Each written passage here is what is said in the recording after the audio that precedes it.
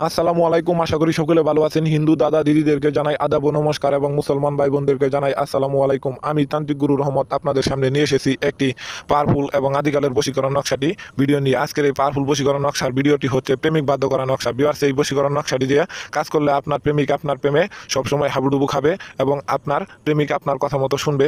এই যে সমস্ত দিদি এবং বোনদের প্রেমিক আপনাদের কথা শুনে না, শুধু আপনাদের ইগনোর করে অবহেলা করে, আপনারা তাদের পুতুল মাত্র, আপনারা তাদের পুতুল মাত্র এবং আপনাদেরকে সে ইউজ করে সে দাদা এবং বোনদের সে দিদি এবং বোনদেরকে বলতাছি আজকের এই বশীকরণ নকশাটি দিয়ে কাজ করেন, কাজের প্রমাণ অবশ্যই পাবেন।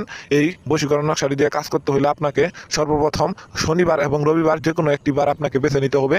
দিবাগত 11টা সময় আপনাকে এই কাজটি করতে হবে। সর্বপ্রথমে আপনি একটা সাদা কাগজের ভিতরে জাফরান ও মেসকের কালি দিয়ে স্ক্রিনে যে নকশাটি দেখতে পাচ্ছেন সেই নকশাটি আঁকাবেন। আঁকানো শেষ হয়ে গেলে সেই নামটি সেই ছেলের নামটি লিখবেন এবং কি আপনার নামটি লিখে সুন্দরভাবে পেঁচায় আপনার বাড়ির নিকট যে কোনো একটা লজ্জাপতি গাছে সেই নকশাটি পেঁচায় বেঁধে দিয়ে আসবেন।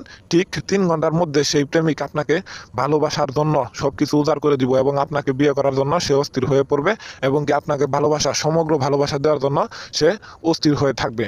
আর আপনারা যদি এই কাজটি করতে ভয় পান, অবশ্যই স্ক্রিনে দেওয়া নাম্বার আছে, আমার সাথে যোগাযোগ করে আপনার কাজের ফয়সালা মাত্র 3 ঘন্টার ভিতরে নিয়ে যেতে পারেন।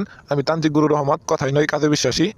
টেকনাফ থেকে তেতুলিয়া, রূপসা থেকে পাথুরিয়া, সমগ্র বাংলাদেশ চিনে এক নামে এক ডাকে আমি তান্ত্রিক গুরু রহমত। স্ক্রিনে যে সমস্ত আসনের ভিডিওটি দেখতে পাচ্ছেন, এই আসনটি বিগত 200 বছর ধরে আমার 14 গোষ্ঠী এই কাজটি করে আসতেছে। আমার বাপদাদারাও এই আসনটি দিয়ে কাজ করতো, তাই আমার শিখাইছে গেছে।